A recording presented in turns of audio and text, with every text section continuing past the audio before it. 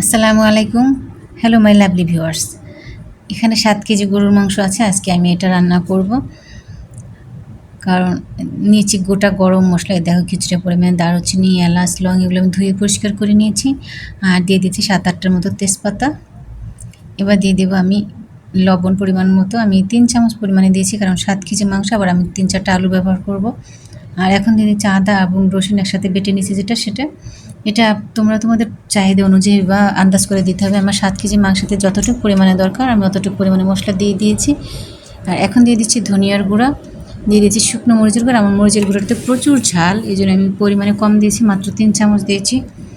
আর এখন দিয়ে দিচ্ছি হলুদের গুঁড়ো। হলুদের গুঁড়ো আমি ৩ চামচ পরিমাণে দিয়েছি, কারণ হলুদটা খুব ভালো কালার আসে। আর এই যেটা দেখতে, এটা হচ্ছে গোটা গরম মশলা, বলতে এখানে আছে দারুচিনি, এলাচ আর জয়ফল, জয়ত্রী, কয়েকটা গোটা গোলমরিচ, আর দিয়েছি ৪-৫ টুকটা পেঁপে। এটা আমি খোসা ছুঁয়ে একসাথে ব্লেন্ড করে নিয়েছি। খোসাটা সহ দিয়েছি কেন, এটা দিলে কিন্তু মাংসটা খুব তাড়াতাড়ি সিদ্ধ হবে। দিয়ে দিয়েছি প্রায় 1/2 কেজি পরিমাণে পেঁয়াজ কুচি। আর এখন এখানে দিয়েছি আমি অনেকটা জিরা বাটা, জিরাটা আমি পাটায় বেটে নিয়ে দিচ্ছি। আর দিয়ে দিচ্ছি পরিমাণ মতো সয়াবিন তেল।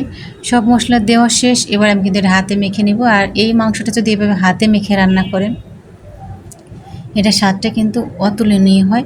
আর এই মাংসটা অবশ্যই একটু চেষ্টা করবেন ম্যারিনেট করে রেখে দেওয়ার চেষ্টা করবেন, তাহলে খুব ভালো ফল পাবেন।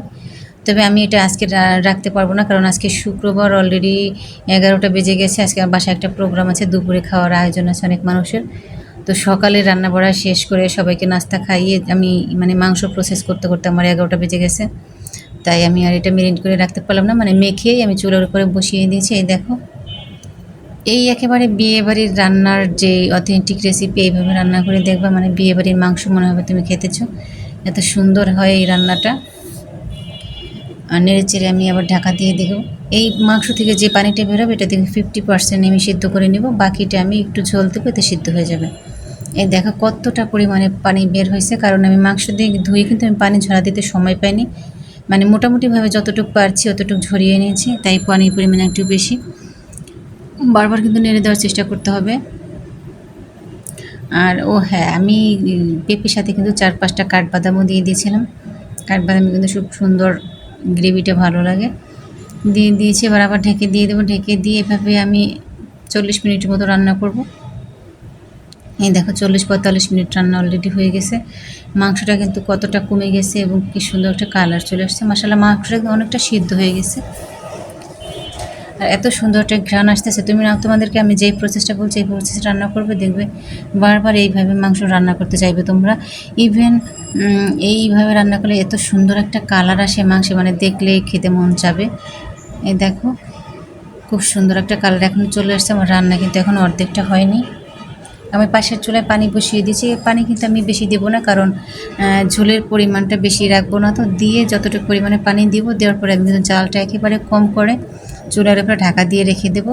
মোটামুটি 1-1.5 ঘন্টা রান্না করলে কিন্তু মাংসটা রান্না হয়ে যাবে। এই পেঁপে দেওয়ার কারণে রান্না কিন্তু 2 ঘন্টার বেশি টাইম লাগতো এই মাংসটা রান্না করতে চুলায়।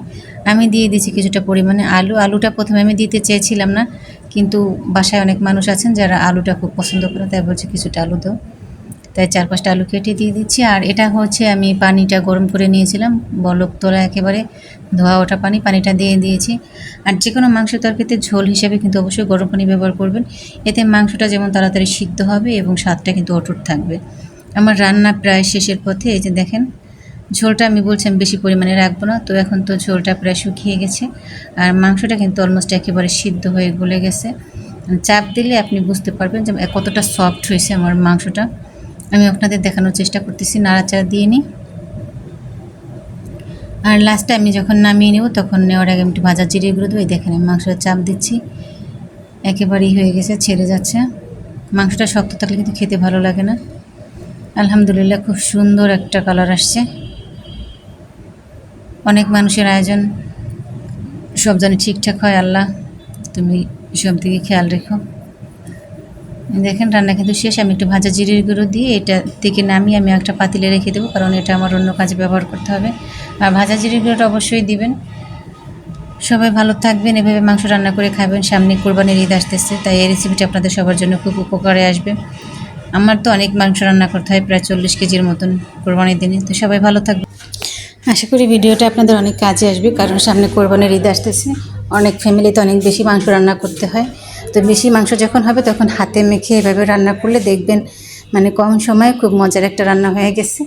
আর যাদের উপকারে আসবে অবশ্যই শেয়ার করে দেবেন, যেন অন্য মানুষ উপকৃত হতে পারে, তাহলে খুব ভালো হবে। আর এই প্রসেসে রান্না করলে এই মাংসটা কিন্তু পোলাও ভাত, সাদা ভাত, পরোটা, তারপরে এখন তো বাড়িতে গেলে সবাই সাজের পিঠা, রুটি পিঠা সব কিছু দিয়ে কিন্তু খেতে অসাধারণ লাগে, জাস্ট অসাধারণ রেসিপি এটা। সবাই ভালো থাকবেন আর লাইক কমেন্ট শেয়ার দিয়ে পাশে থাকবেন। আল্লাহ হাফেজ।